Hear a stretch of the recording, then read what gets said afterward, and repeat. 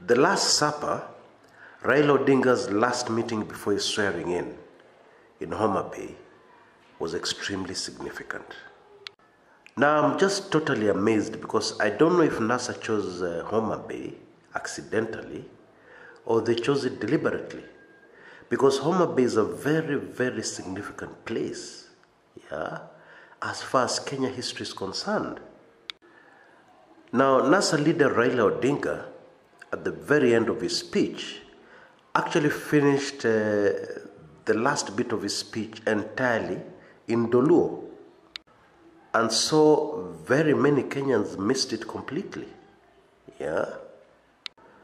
And I believe that our Luo brothers and sisters were hit so hard by that speech that they forgot to translate it for the rest of us. Now, I'd like to thank very much a regular listener of this channel, a member of Club 1999, and somebody who has referred very many people to the Kumekucha brand. I'll be forever grateful for that. But I'd really like to thank her. Let me just call her EO, her initials. This nice patriotic lady took the trouble to send me a translation. And she did this at a time when I was actually looking for the translation. There's a time when I'd have gotten a Luo translation, but well, that's a story for another day, not anymore, So I was very grateful. Please never assume that I have something. Just send it to me. Never assume that I know, or I already have it, okay? So I'm very grateful to EO because that speech, that final part of Baba's speech was loaded. And I'm going to translate it in a moment, okay? But first of all, back to Homabay. Why is Homabay so significant? Not far from where all the speeches are being made is buried one of the greatest sons of the Republic of Kenya. Yep, Rusinga Island is in Homabay, okay? And of course, I'm talking about Thomas Joseph Odhiambo Mboya. My political lecturer used to call him TJ. I really used to like calling him TJ, which was one of his nicknames, Yep. Mboya, that African, whom Mzungu said, left a wish, had a wish that when they died, they wanted to be buried next to Mboya. I believe that wish was fulfilled. Fascinatingly, the words on Tom Mboya's headstone are very relevant even for what we're speaking about today. The words, and I read, "Go and fight like this man, who fought for mankind's cause, who died because he fought, whose battles are still unwon." Now, in Luo culture of old, if there was a bad omen within the society, maybe many Luos died or they lost battles, and they needed to do a cleansing, what would happen is they would do a kind of lottery, and somebody would have to be sacrificed. They would have to die so that the bad omen is cleansed. Okay? Now, there's this legend of a Luo woman called Waganda. And, the lottery fell on her to sacrifice on behalf of the tribe, which she did. Now, of course, there was nothing you could do. If it fell on you, you had to do it. But then it is possible for a human being to show fear or to hesitate. But what Waganda did, when it fell on her, she did not hesitate. She stood up and immediately, started her walk to death. And so the community started singing her praises, as she walked to her death. And this is a song that Raila sang, actually, right before the crowd, towards the tail end of his speech. And it greatly touched those in the audience who understood its significance. And after Baba finished singing the song, he said the following: "If life imprisonment or death is the price I have to pay for Kenya to be free and prosperous, I will pay it on Tuesday, 30th January 2018. Raila's words remind me very much of the words of another great son of Africa, who said, I have fought against black domination. I have fought against white domination. It is an ideal for which I have lived for, and it is an ideal for which I'm prepared to die. Those, of course, were the words of Nelson Mandela. Without being a NASA supporter, and with all due sincerity and honesty, Raila Amolo Odinga is up there with all the great sons of Africa. He is up there with the likes of Nelson Mandela. A man who has fought for many of the freedoms we enjoy today. A man who has sacrificed his entire life for a better Kenya. And what have Kenyans done to him in return? Oh, they point out what he has done. Many do not deny it.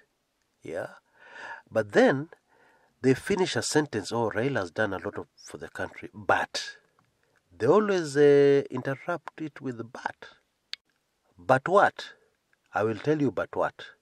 Raila Odinga has done a lot for the country, but he should now just shut up and let us loot Kenya.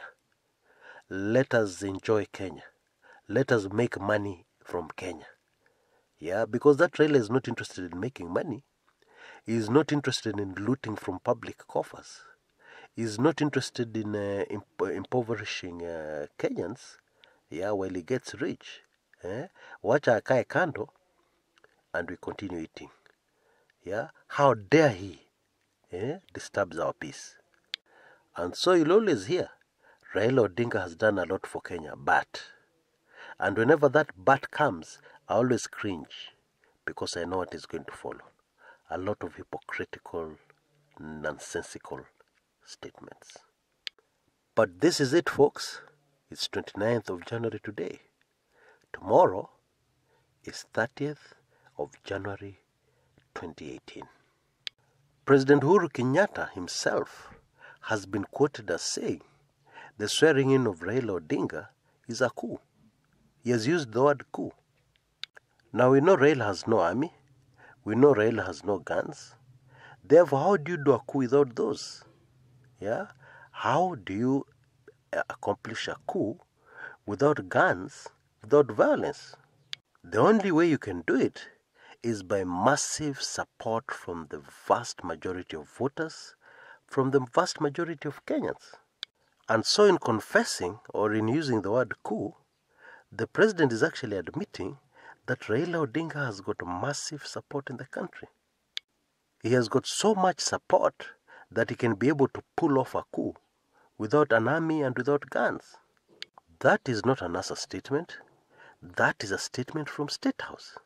And so if this is the implication, the next very obvious question should be very simple. Why isn't Raila Odinga the president then? If the man has got such massive support, why isn't he the president? Are there some people in Kenya when they vote, instead of it being counted as one vote, it's counted as 10 votes or 100 votes? Are there such people in Kenya? Such that a person can talk about another person's massive support, and that person talking about that, by calling this Raila thing a coup, does not have the support that the person they're talking about has. And yet, that person is a president, and the person they're talking about is considered a nuisance by some, a troublemaker. Anyway, when all is said and done, and even when history is written, I guarantee you one thing. People will say Raila Odinga deserved better. Raila Odinga deserved much better treatment, much better recognition from the people of Kenya. Folks, in my view, we really need to get out of a kind of curse that Kenya is in. Because how do you treat our great people? How did we treat Tom Mboya? We pumped 2 bullets into his chest on the streets of Nairobi on July 5th, 1969. There was no other politician like the late J.M. Kariuki. But what did we do to him? We dismembered him and killed him in the bush like a dog.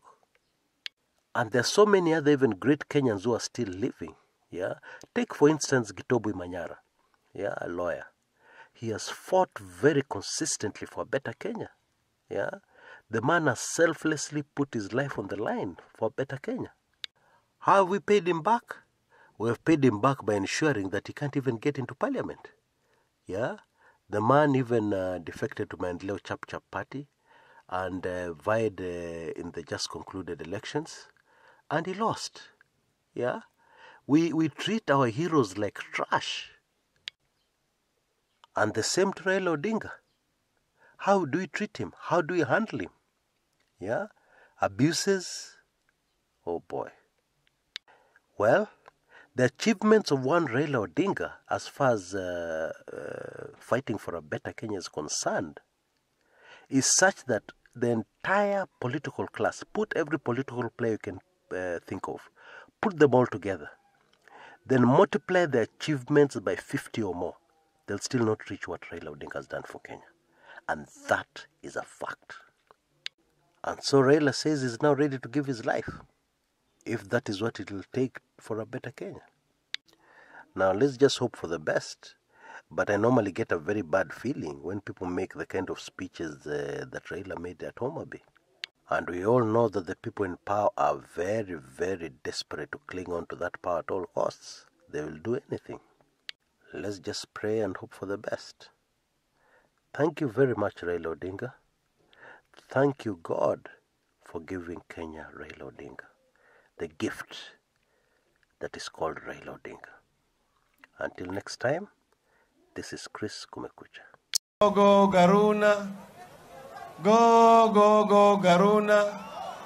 Waganda Dio, go, Garuna. Mondonyango Chame, go, Garuna. Mondokoto Chue, go, Garuna. Go, go, go, Garuna. Waganda Dio, go, Garuna.